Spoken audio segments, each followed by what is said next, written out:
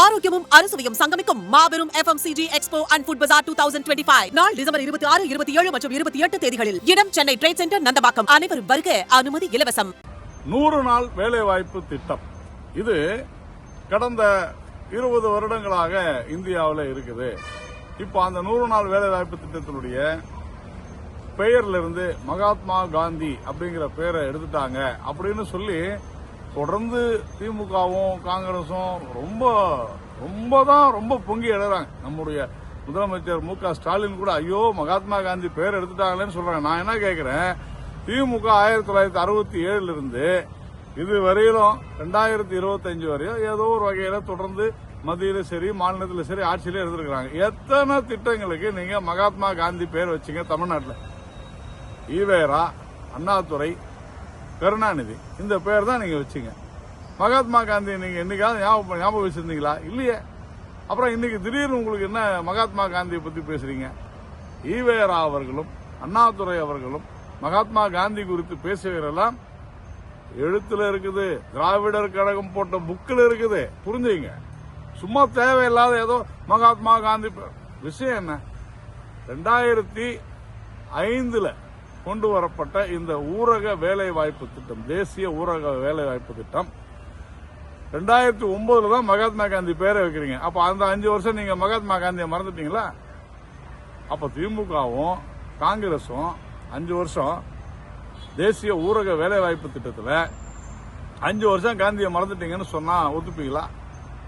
முதல்ல இந்த திட்டம் பெயர் மாற்றம் இல்லை. திட்டமே முழுமையாக ஒரு புதிய திட்டமே செயல்படுத்தப்படுகிறது என்பதை புரிந்து கொள்ள வேண்டும். அதனாலதான் இந்த திட்டத்துக்கான ஒரு சட்டம் வருது. இது வெறும் பெயர் மாற்றம்னா சட்டமே தேவையில்லை. இந்த சட்டத்தில் ஒரு அமெண்ட்மெண்ட், ஒரு திருத்தத்தை கொண்டு வந்து ஈஸியா முடிச்சிருக்கலாம். ஆனால் இந்த திட்டமே பல்வேறு புதிய சட்டங்களோடு வந்திருக்கிறது. அதனால அதே பெயரை வச்சா குழப்பம் வரும்ன்றதுனாலதான் புதிய பெயர் வைக்கப்பட்டிருக்கிறது. அது என்ன ஜி ராம்ஜி அப்படின்னு கேட்கலாம். இது மாமா விக்சித் பாரத்ன்றது வளர்ச்சி அடைந்த பாரதம். இது இந்தியா ஒண்ணுதான். அதனால ஒவ்வொரு மாநிலத்தினுடைய பெயர் மொழியிலையும் நம்ம வைக்க வேண்டிய அவசியம் இல்லை. இந்தியாவுடைய அலுவல் மொழி நாம தமிழ்ல நாம மொழிபெயர்த்துக்கலாம். இது வளர்ச்சி அடைந்த பாரதத்தினுடைய கிராமப்புற மக்களுக்கான ஊரக வேலைவாய்ப்பு திட்டம். இதுதான் ஹிந்தியில சொல்றாங்க. அது ஷார்ட்டா ஜி ராம்ஜின்னு வந்துருது. அவ்வளவுதான். நாங்க தான் கொண்டு வந்த திட்டம்னா அப்படின்னா திரு அடல் பிகாரி வாஜ்பாய் அவர்கள் இன்னைக்கு அவருடைய பிறந்த நாள். அவர் பிரதமராக இருக்கும்போது தான் அனைவருக்கும் கல்வி அப்படின்னு சர்வ சிக்ஷா அபியான் ஒரு திட்டத்தை கொண்டு வந்தாரு. அதை காங்கிரஸ் அரசாங்கம் வந்த பிறகு மாத்தலையா? கட்டாய கல்வின்னு நாங்க தான் கட்டாய கல்வி சட்டத்தை கொண்டு வந்தோம்னு எவ்வளவு பெரிய பொய்ய காங்கிரஸ் திமுக அரசு பேசியது. அதே மாதிரி தீனதயாள் அன்ன யோஜனா, இது அந்தியோதயா அன்ன யோஜனா என்கிற திட்டத்தை திரு வாஜ்பாய் அவர்கள் கொண்டு வந்தார். அதை நீங்க என்ன பண்ணீங்க? 2013 அந்த சட்டத்தை எடுத்துட்டு நீங்க ஃபுட் செக்யூரிட்டி ஆக்ட், உணவு பாதுகாப்பு சட்டம்னு கொண்டு வந்தீங்க. நீங்க செஞ்சா சரி, நாங்க செஞ்சா தவறா? இது என்ன மாதிரியான நியாயம்? இந்த 100 நாள் வேலைவாய்ப்பு திட்டத்தை பொறுத்தவரையில பல்வேறு புதிய சட்டங்கள் அமல்படுத்தப்பட்டிருக்கின்றன. இதுல ஊழல் குறையும், இடைத்தரகர்கள் குறையும், அரசியல்வாதிகளுடைய லஞ்ச ஊழல் கண்டிப்பாக முற்றிலுமாக அகற்றப்படும். 20 வருஷங்களுக்கு முன்னால 2004-5 இது அந்தந்த கிராமங்கள்ல இருக்கக்கூடிய குளங்களை தூர்வாருவது, குளங்கள் வெட்டுவது, கிணறு வெட்டுவது, சாலைகள் போடுவது, இப்படி 2005 இருந்த சூழ்நிலைக்கு ஏற்ப ஒரு திட்டம் உருவாக்கப்பட்டது. இன்னைக்கு இந்த 20 வருடங்கள்ல இந்தியா மிகப்பெரிய மாற்றத்தை கொண்டிருக்கிறது. கிராமப்புறங்கள் மாறிவிட்டன.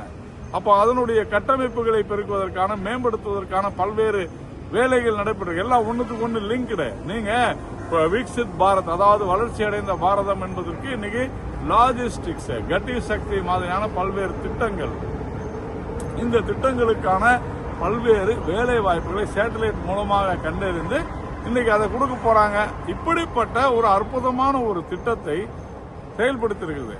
2014 திமுக அங்கம் வகித்த காங்கிரஸ் கூட்டணி ஆட்சியில மத்திய அரசாங்கம் ஒதுக்கிய நிதி 30,000 கோடி தான். ஆனா இன்னைக்கு 86,000 கோடி. போன வருடம் வரைக்கும் 86,000 கோடி, 3 மடங்கு அதிகம்.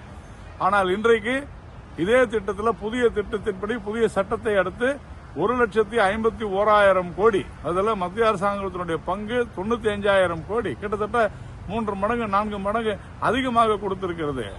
10 வருடங்கள் திமுக காங்கிரஸ் ஆட்சியில 22 லட்சம் கோடியாக மத்திய அரசாங்கத்தினுடைய திட்டங்கள் சார்ந்த திட்டங்கள் இருந்தது. ஆனால் இன்னைக்கு 84 லட்சங்கள் கடந்த 10 வருடங்கள் மோடி அவருடைய பாரதிய ஜனதா கட்சி ஆட்சியில் நடைபெற்றிருக்கிறது. இதையெல்லாம் புரிந்து கொள்ளாமல் வேண்டும் என்ற திட்டமிட்ட ரீதியில் பொய் சொல்லக்கூடாது. விவசாய வேலைக்கு ஆள் கிடைக்கலன்னு சொன்னாங்க. 2